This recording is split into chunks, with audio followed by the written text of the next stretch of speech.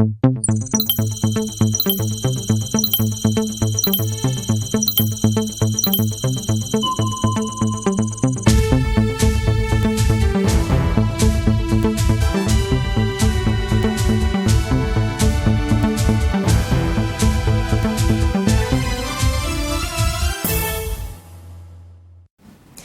de vous retrouver en ce début de semaine pour un nouveau journal sur Tri TV. Bonsoir à tous. Je vous prie d'être indulgents avec cette voix nasillarde que je m'en vais vous imposer. Voici les titres de ce lundi 24 mai. Le lycée Philippe Zenda Kaboré à Ouagadougou fermé jusqu'à nouvel ordre. Décision prise aujourd'hui même par le Conseil des ministres suite aux différentes perturbations observées ces jours-ci. Kwadio Kona Bertin, ce jour au palais de Kosiama, le ministre ivoirien a échangé avec le président Kaboré en présence de son homologue burkinabé, le ministre de la Réconciliation nationale. Dans ce journal, vous entendrez l'invité ivoirien. Et puis, éruption du Nyaragongo en République démocratique du Congo. Le volcan pousse les populations prises de panique à fuir la ville de Goma. Un premier bilan provisoire indique 5 morts. Nous commençons ce 20h avec le ministre ivoirien de la Réconciliation nationale, Kwadio Kona Bertin dit Kakabe, qui a été reçu en audience ce 24 mai par le président du Faso, Roch-Marc Christian Kaboré.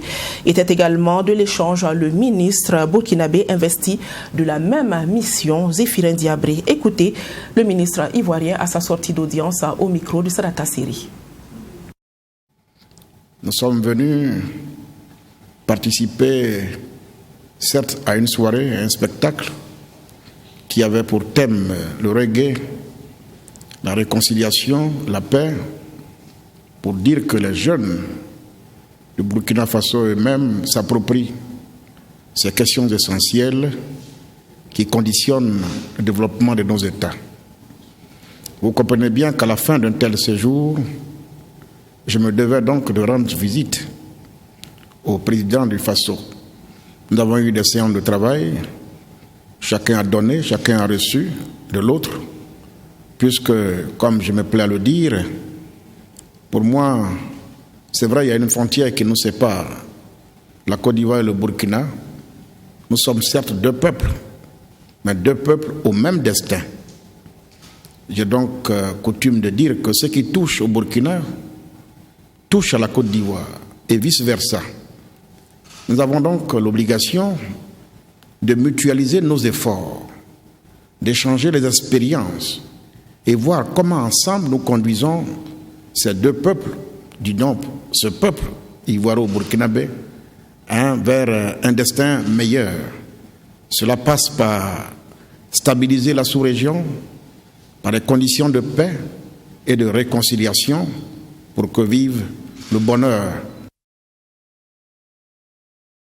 Voilà, le gouvernement burkinabé a décidé de la fermeture du lycée Philippe Zenda Kaboré à Ouagadougou et ce jusqu'à nouvel ordre. Une décision qui intervient suite aux récents événements qui ont touché ce secteur. En outre de cette décision, le gouvernement a adopté 2 autres rapports. Les détails avec Mamidriana Kamabou et Abakar Mohamed.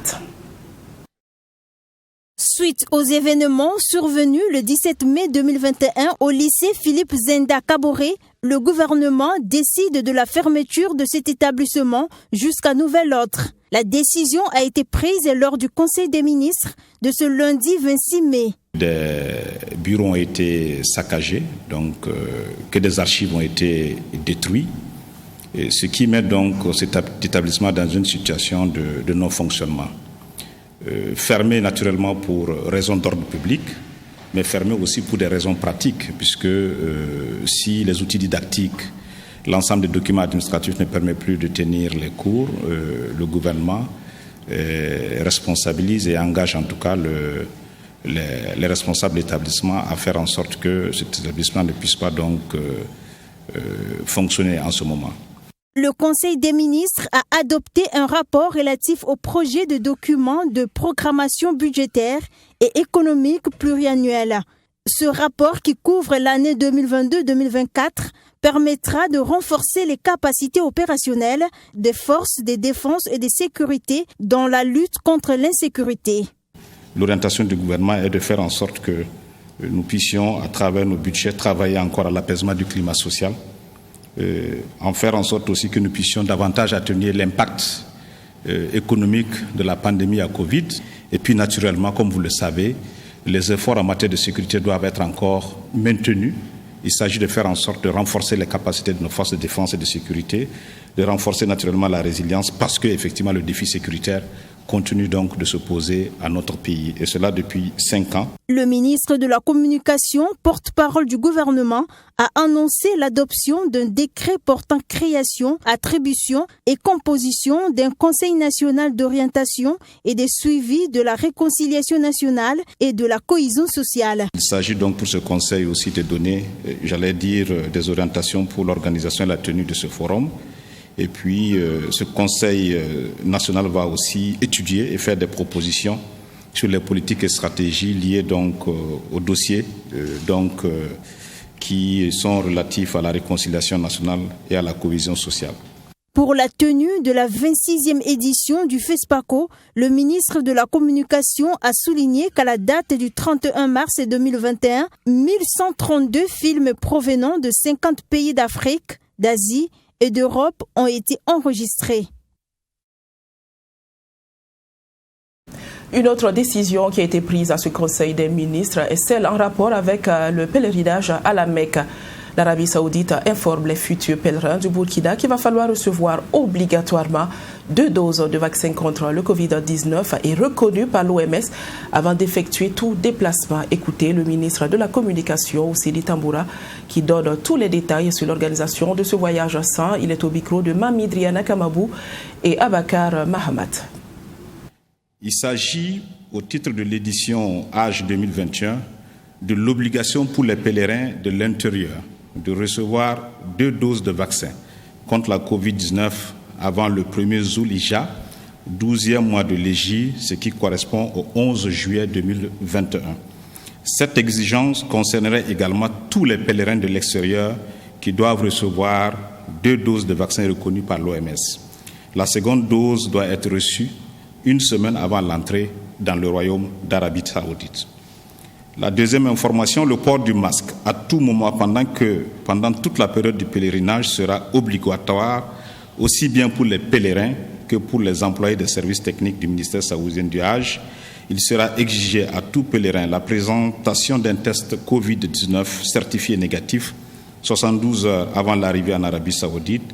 72 heures d'isolement sont également imposées dès l'arrivée dans le pays. Pendant cette période d'isolement, le pèlerin sera soumis à un autre test 48 heures après par une structure agréée. Ces dispositions devront s'articuler avec l'immunité vaccinale de 60% des populations de la Mecque et de Médine avant le début du mois de Zulhijja, à l'exception donc des catégories à risque qui ne sont pas autorisées à accomplir le Hajj. Seules sont concernées donc les catégories d'âge de 18 à 60 ans. Le 24 mai 2014 à Sapone, il trouvait la mort dans des conditions pas naturelles. Cette année, après la disparition tragique du juge Salifou Débié, le dossier sur les circonstances de son décès semble n'avoir pas bougé d'un iota. Membre du collectif Justice pour Salifou Débié, le brassard noir de Boukari Konombo dit être dépité de l'avancement timide du dossier. Notre reporter Michael Tougri a rencontré le président du brassard noir à ce sujet et en ce jour anniversaire de la mort du juge constitutionnel suivi. Principale organisation de la société civile dans la lutte pour vérité et justice pour le juge Salifou Débié, 7 ans après sa mort, le brassard noir dit être déçu de la gestion du dossier. Un dossier qui, de l'avis du président du brassard noir, piétine. À cela, Boukari Konombo déplore le manque d'informations. Ça fait exactement 7 ans que le juge constitutionnel Salifou Débié a été assassiné. Et depuis 7 ans, nous n'avons pas une lueur d'espoir, un semblant de justice pour ce juge émérite qui a été Salifou Débié. Donc nous sommes vraiment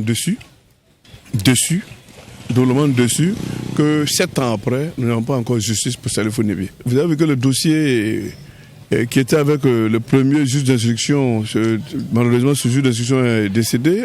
On a confié un autre juge qui est parti. Actuellement, nous sommes à un troisième ou un quatrième juge d'instruction sur le dossier. Aura-t-il un jour la lumière sur les circonstances du décès du juge constitutionnel? Pour Boukaré Konombo, seule la mobilisation et la lutte permettront de rendre justice à Salifou Nebié. Et au Brassard Noir, on reste optimiste sur le dossier du juge constitutionnel, retrouvé mort le 24 mai 2014. On ne peut pas nous arrêter là tant qu'il n'y aura pas de justice. Justice, non seulement justice pour tous les crimes de sang impunis et tous les crimes économiques. Et surtout, nous, Brassard, nous avons intérêt qu'il y ait justice. Nous, c'est une seconde mort, c'est une deuxième mort.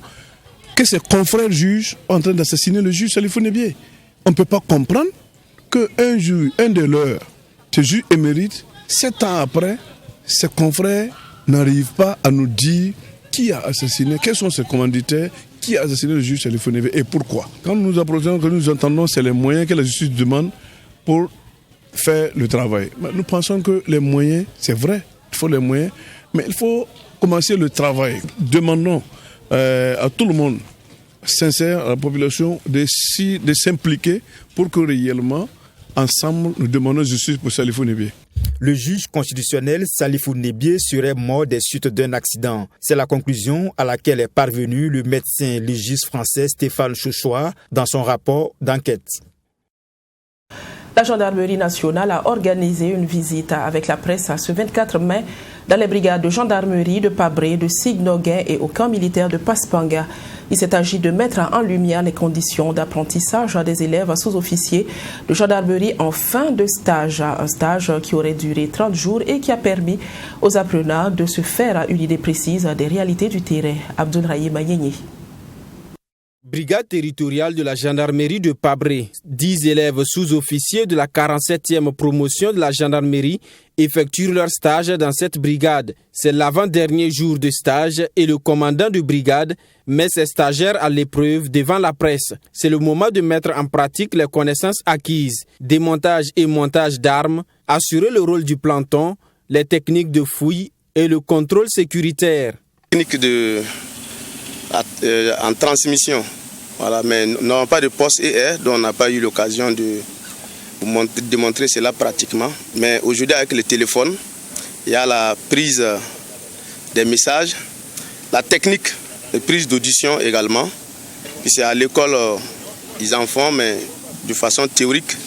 Mais là au moins, ils ont affaire à la population, ils ont affaire à des victimes, des auteurs, etc. Donc pratiquement, voilà, ils touchent la réalité du doigt. Après Pabré, le cap est mis sur la brigade de Signoguin dans l'arrondissement 3 de la ville de Ouagadougou. La dizaine de stagiaires se relaient au service de planton, accueil du public, recueil des plaintes, surveillance des personnes en garde à vue. Ce stage permet à ces futurs gendarmes de se confronter aux réalités du terrain. Les anciens se sont vraiment donnés à fond pour nous faire mieux comprendre ce que nous avons appris théoriquement à l'école et de mettre en pratique surtout les exigences de la police judiciaire. On a appris beaucoup de choses telles que le rôle du planton, le recueil de la plainte, l'accueil du public, comment prendre une audition, la prise et l'enregistrement des courriers départ et arrivée. On a vraiment appris beaucoup de choses. La visite prend fin dans les locaux de la brigade de recherche et du service technique de recherche judiciaire SIS au camp Paspanga. Ici, les stagiaires participent à l'audition des personnes interpellées et aux enquêtes de police judiciaire. Pour le commandant de l'École nationale des sous-officiers de la gendarmerie, ce stage, en plus de la formation théorique et pratique, est plus qu'important pour le futur gendarme. C'est durant la deuxième année qu'un stage appelé stage brigade est organisé au profit des élèves. Et l'objectif du stage est de faire en sorte qu'ils puissent en tout cas tenir les emplois, notamment l'emploi de planton au sein de la brigade.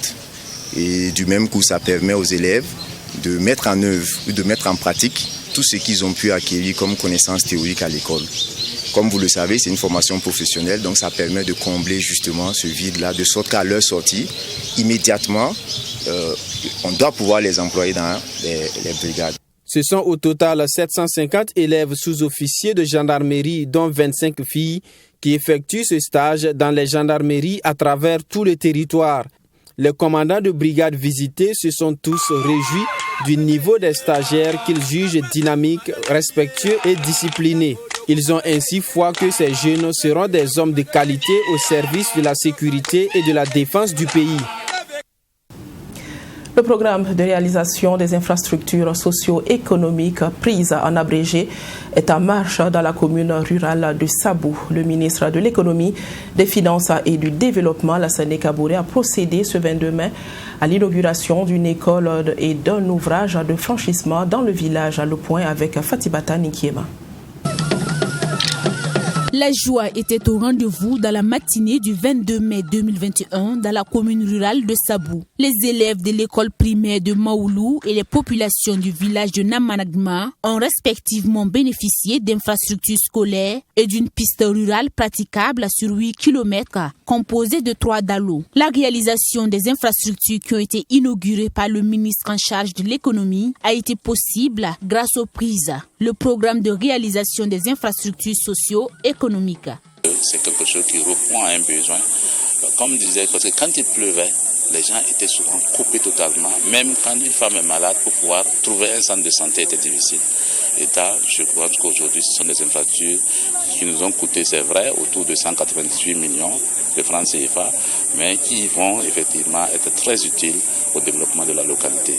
L'école que nous avons inaugurée aussi rentre toujours dans le prise parce que le capital humain fait partie des préoccupations du chef de l'État. Pour les bénéficiaires, c'est un soulagement. Les populations peuvent désormais emprunter cette route qui relie Sourgou à Namanagma sans crainte. Pareil pour les écoliers de Maoulou qui prenaient les cours dans des classes défectueuses. Le donateur nous a fait du bien parce qu'on avait un problème même de salle. Et on a eu ce joyau. Je crois que nous sommes très heureux et les élèves, les bénéficiaires même sont très contents. Ça nous a arrangé au niveau du recrutement des élèves.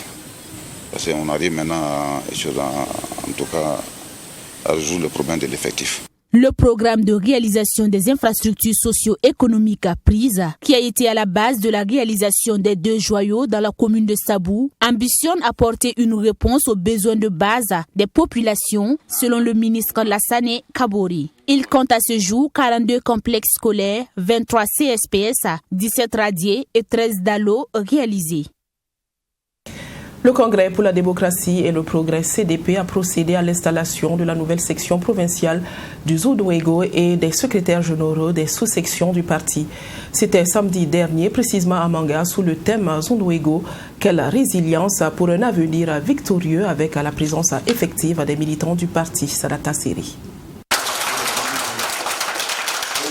C'est Francis Konditamde qui a été désigné nouveau secrétaire général de la section provinciale du Congrès pour la démocratie et le progrès CDP dans le Zunwego. Ils sont au total 30 personnes officiellement installées dans cette section ce samedi par le premier vice-président du CDP pour relever les défis du parti et porter haut ses couleurs dans la province. La section avait été affectée, nos camarades ont reconstitué la section du parti. Les sous-sections, certains secrétaires généraux des sous-sections avaient également suivi la vague de démission. Ces responsables ont été immédiatement remplacés et aujourd'hui on peut se féliciter que le CDP encore dispose d'un bureau de section au complet et de bureaux de sous-section au complet. Et les nouveaux responsables sont maintenant investis par le parti au nom du président Idi comme responsable du parti pour poursuivre le travail et relever les défis majeurs ici au Zunwego. Les défis sont énormes et les nouveaux responsables du CDP dans la province du Zunwego entendent les relever avec efficience.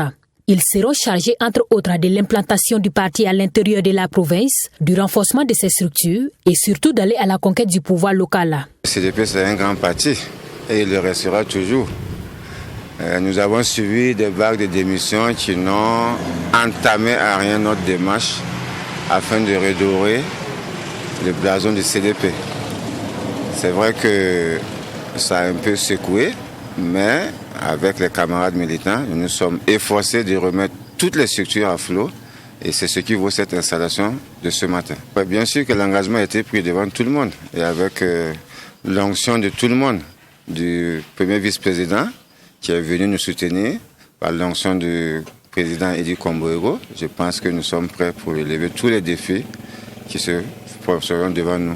Le premier vice-président du parti, Achille Tapsoba, a saisi l'occasion lors de cette cérémonie d'installation pour appeler la nouvelle section à l'union et à la cohésion au sein du parti. Une tribune également pour les militants du CDP venus des 4 coins de la province du Zunwego de soumettre leurs préoccupations au premier responsable tout en faisant des suggestions pour la bonne mise en œuvre des actions du parti dans cette province.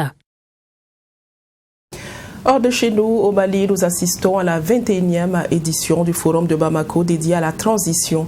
À l'initiative d'Abdoulaye Coulibaly, son fondateur, ce forum s'est déroulé cette année à la fois en présidentielle et par visioconférence du 20 au 22 mai dans la capitale malienne. Le thème retenu est développement durable et capital humain, bilan et priorités opérationnelles pour la transition au Mali. Correspondance de Bourima Soulou. Le Forum de Bamako fait partie des événements incontournables de la capitale malienne. Pour Abdallah Coulibaly, le fondateur, l'homme est le seul responsable des multiples crises qui traversent le Sahel. Vous savez, le Mali, le Sahel est en crise. Et cette crise fait du tort à beaucoup de monde. Et donc on s'est posé la question, pourquoi il y a cette crise? Pourquoi il y a tous ces problèmes? On s'est rendu compte qu'au cœur de cette crise, c'est un problème d'hommes, d'attitude des hommes. Et donc il faut s'attaquer à ça. Créer l'homme nouveau, l'homme qui va prendre sa destinée en main et qui va se développer. Mais cet homme-là, il souffre de quoi? Il souffre de problèmes de terre, spéculation foncière. Il souffre d'injustice, parce que l'injustice crée beaucoup de problèmes d'insécurité. Il souffre des problèmes d'eau, il souffre des problèmes d'électricité. Donc cet homme-là a besoin d'un minimum pour avoir la tête tranquille pour étudier. Avis que partage l'imam Mamoudou Diko, l'une des invités d'honneur du forum. Je pense réellement que le capital humain, c'est vrai, mais ce capital humain dans l'histoire de l'humanité a toujours eu des locomotives. Et l'être humain a besoin de cette locomotive pour l'attirer. Malheureusement, le capital humain africain aujourd'hui, la locomotive africaine est en panne par la faute des élites, l'élite africaine, au sens large du terme, l'élite politique, intellectuelle et même religieuse, si tu veux. Alors donc vraiment, on se met dans des forats, on parle, on fait des choses, mais aujourd'hui nous avons besoin vraiment de faire plus. Venu participer à ces forums, le Burkinabé Dr Ablaze Ouedraogo estime lui que les Africains fuient leurs responsabilités dans la gestion des crises. Il faut que nous les Africains, nous acceptions de nous prendre en charge, de compter d'abord sur nos propres forces, en espérant que les amis viendront compléter le reste. Mais notre fonctionnement normal et usuel, c'est demander aux autres de venir faire à notre place et nous allons subir. Le thème s'est imposé en raison des nouvelles réalités au Mali depuis le coup d'État de 18 août dernier et la démission du président Ibrahim Boubacar Keïta. La transition politique prévue pour durer 18 mois devrait s'achever avec l'organisation des nouvelles élections présidentielles et législatives prévues le 27 février 2022. Nous restons toujours au Mali avec cette information qui vient de nous parvenir. Le président de la transition et son premier ministre ont été interpellés par des militaires et conduits au camp Kati selon des sources sur place. Nous reviendrons certainement sur cette actualité dans nos prochaines éditions. Le volcan Nyiragongo, dominant Goma dans l'est de la République démocratique du Congo, est entré en éruption samedi soir, poussant de nombreux habitants paniqués à fuir à cette ville. Un ordre d'évacuation de la ville a été énoncé. Un premier bilan provisoire fait malheureusement état de 5 morts. En République démocratique du Congo, le bilan de l'éruption du volcan Nyiragongo s'est encore alourdi ce lundi. Les corps de 5 personnes ont été retrouvés en périphérie de la ville de Goma. Des personnes mortes asphyxiées par les émanations toxiques de la lave rocheuse. Ces décès s'ajoutent aux 15 déjà enregistrés ce dimanche. Le volcan Nyiragongo, situé à quelques kilomètres de là, est entré en éruption samedi soir. 2 coulées de lave se sont échappées de ses pentes jusque dans les faubourgs de Goma. Désormais, la lave ne progresse plus, mais elle continue de dégager des vapeurs toxiques, dangereuses pour la santé. Et surtout, l'activité sismique dans toute la région reste forte, avec d'intenses et fréquents tremblements de terre. De nombreux habitants avaient fui dans la nuit de samedi à dimanche. Ils sont revenus depuis et ils ne peuvent que constater les dégâts. Des maisons englouties par la coulée de lave. Certains font part de leur colère. On considère que l'Observatoire de volcanologie de Goma n'a pas fait son travail comme il faut, dit cet homme. Ceux qui y travaillent sont des incompétents, ils doivent démissionner. Ils n'ont pas anticipé l'éruption et donc tout le monde a été pris de court. Moi, j'ai tout perdu. On ne comprend pas à quoi sert cet observatoire de volcanologie. Les coulées de lave ont recouvert une partie de la route qui relie Goma à Butembo, un axe d'ordinaire très fréquenté dans cette province du Nord Kivu. La dernière grande éruption du volcan Nyiragongo remonte à 2002. À l'époque, une centaine de personnes avaient trouvé la mort. Un peu de sport dans ce journal et nous nous intéressons à l'Union des sports scolaires et universitaires de Burkina Faso, UCBF, qui a pris fin ce samedi à Tinkodogo. Débuté le 16 mai dernier, les grandes écoles et universités se sont mesurées pendant une semaine. Il a été donné de voir une panoplie de disciplines en compétition. Cependant, c'est le sport roi qui a mis fin à cette édition avec l'université d'Aziboli de Bobo Dioulasso, vainqueur. Assami Tiemtori. L'UCBF 2021 a donné son verdict pour cette saison. À handball, la finale a mis aux prises l'équipe de l'ISSSDH à celle de l'université Nanziboni chez les dames.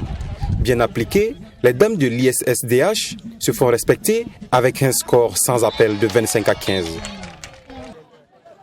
Chez les hommes, l'université Naziboni était face à l'université Norbert Zongo de Koutgou. Après un score de 23 points partout à la fin de la rencontre, c'est à l'issue des tirs au but que l'UNB est fait championne. En lutte, chez les dames à moins de 65 kg, Inès Kando de Fada remporte le premier prix.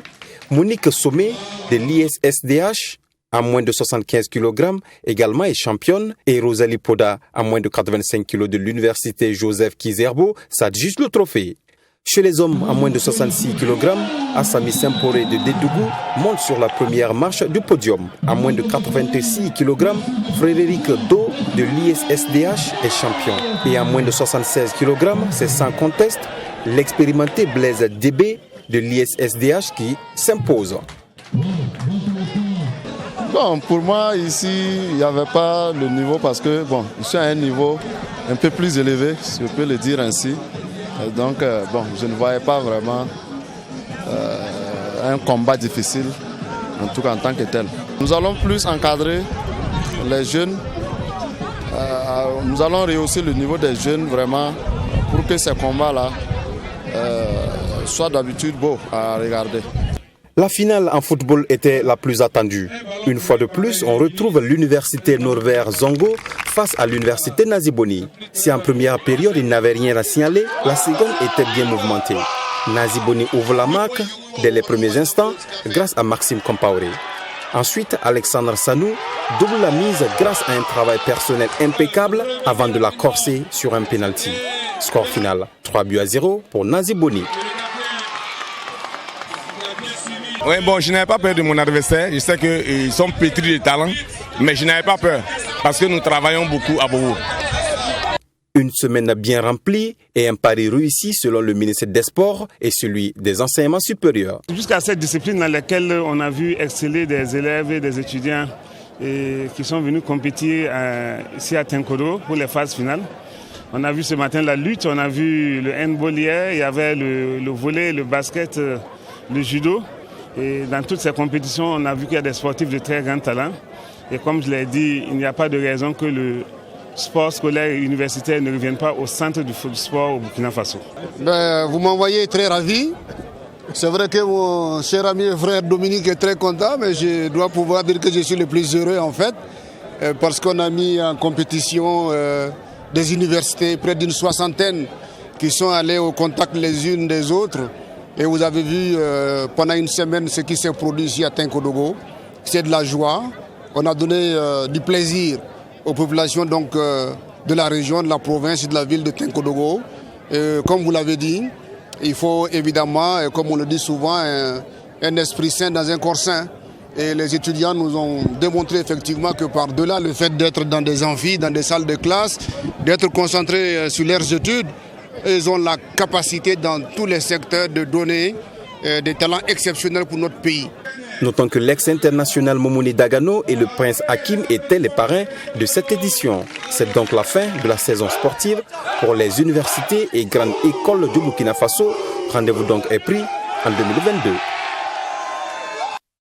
Et c'est sur cette information sportive que votre 20h prend fin. Mais le programme continue sur la télévision interactive. Et tout de suite à retrouver à sa 8e tournée pour Soir 3. Quant à moi, je vous donne rendez-vous demain. Même heure, même canal, probablement avec une meilleure voix. En tout cas, je l'espère. Bonsoir.